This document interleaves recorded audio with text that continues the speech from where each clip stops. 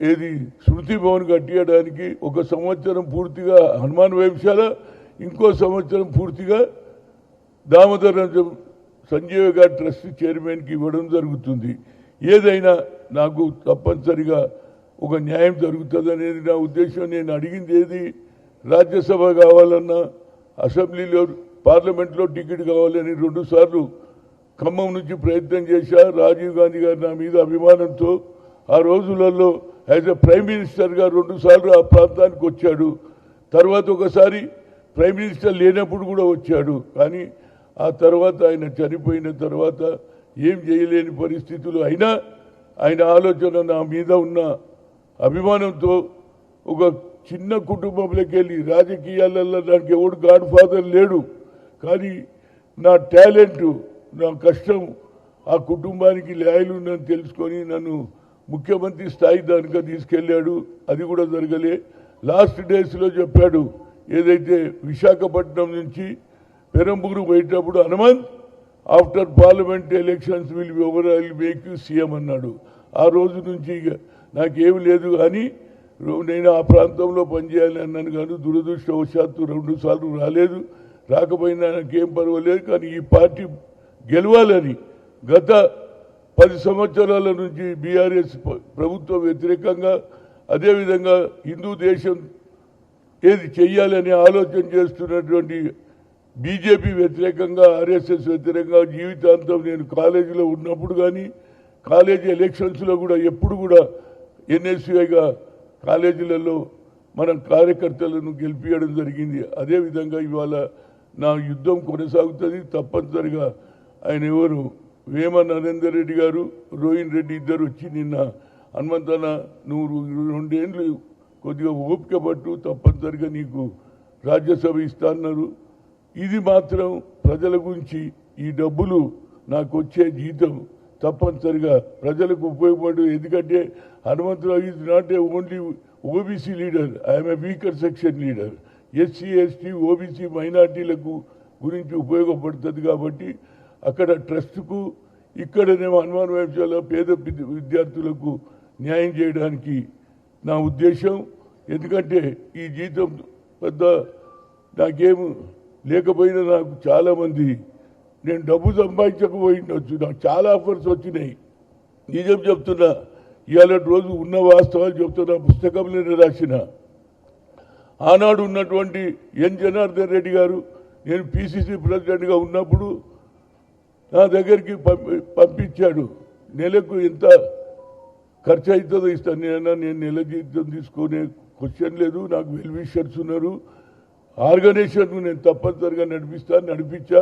అదేవిధంగా పెద్దలైనటువంటి మాజీ ప్రధానమంత్రి పివి నరసింహారావు గారి ఆలోచన మేరకు ఇందిరాగాంధీ సమయంలో ఏదైతే ప్లీనరీ సెషన్ జరగలే, ఆ ప్లీనరీ సెషన్లో ఆయన ముఖ్యమంత్రి, ప్రధానమంత్రిగా ఆయన కావాలనే ఆలోచనతో ఏఐసిసి అధ్యక్షుడు ఉంటే అది కూడా, ఆ పని కూడా నేను చేయడం జరిగింది. కనుక నా ఉద్దేశంలో ఇప్పుడు ఒకటి కార్యక్రమం, రాహుల్ గాంధీ గారు ఏదైతే సందేశం తీసుకుపోయిండో, ఏది భారత్ జోడో యాత్రలో ఏ నాయకుడు కూడా అడగంది చెప్పినటువంటి వ్యక్తి, తెలుసుకున్నటువంటి వ్యక్తి, ప్రజల పల్సు తెలుసుకున్నటువంటి రాహుల్ గాంధీ గారు ఏమన్నాడు తెలుసా? రైతులను కలిశాడు, నిరుద్యోగులను కలిశాడు, పేద ప్రజల గురించి తెలుసుకొని ఏమన్నాడు తెలుసా?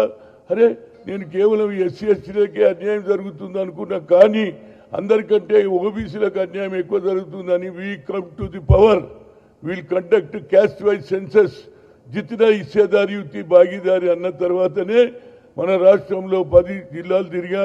ఆ తర్వాత మా పిసిసి అధ్యక్షుడు రేవంత్ రెడ్డి గారు కూడా కామారెడ్డిలో డిక్లేర్ చేశాడు, 42% అన్నాడు. దాని తర్వాత రావడంతో, ముఖ్యమంత్రి కావడంతో ఫస్ట్ కార్యక్రమం ఏం చేశాడంటే 150 కోట్లు శాంక్షన్ కేబినెట్లో నిర్ణయం తీసుకున్నాడు.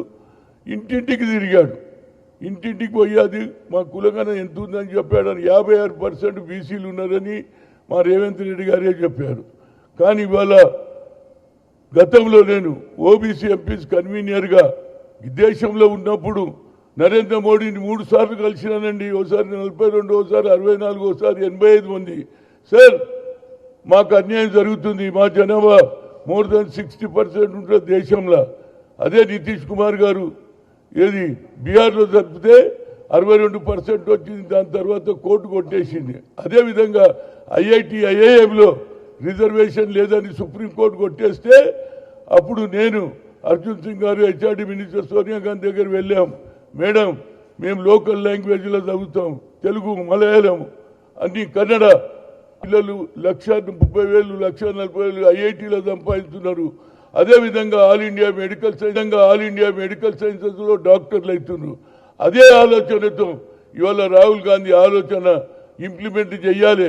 మళ్ళీ ఈ దేశానికి ప్రధానమంత్రి ఆయన కావాలంటే ఈ బీసీల జనగణన మొదలు పెట్టాలని గతంలో నేను ఎన్నోసార్లు కలిసిన నరేంద్ర మోడీ చేయలే. కానీ రాజ్నాథ్ సింగ్ 2008లో నేను when I was OBC MPs కన్వీనర్గా ఉన్నప్పుడు వీల్ కండక్ట్ అన్నాడు 2008లో. ఇప్పుడు మరి ఆయనకు మంచి ఆలోచన వచ్చింది. జనగణన అంటున్నాడు కానీ ఎస్సీ ఎస్టీలకు ఇండ్ల లెక్క చూస్తున్నారు. ఇండ్ల లెక్క చూస్తే ఎవరికి లాభం? సరే, అందులో కూడా ఎస్సీ ఉంటేనేమో వాళ్ళ ఇంటి యజమాని పేరు ఎస్సీ అని రాయండి, అదేవిధంగా ఎస్టీ అంటే ఎస్టీ రాయండి అన్నారు. కానీ కాలం పక్కకు ఓబీసీ పేరు లేదు, మా జనాభా లెక్క లేదు.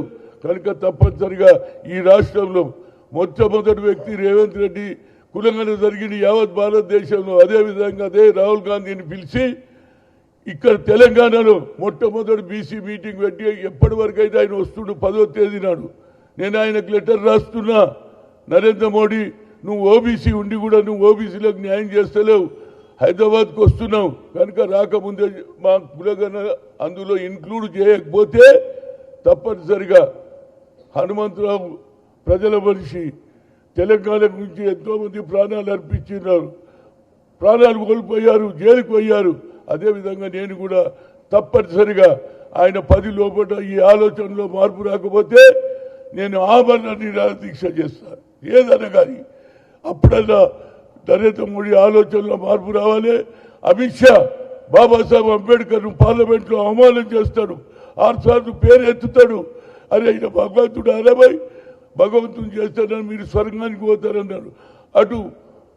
అటు నరేంద్ర మోడీ ఆలోచన ఏ విధంగా ఉన్నదని తెలిసాలంటే తప్పనిసరిగా ఈ కులంగనలో మాకు చేర్చకుంటే మళ్ళా 100 సంవత్సరాలైనా మాకు న్యాయం జరగదు బాబు.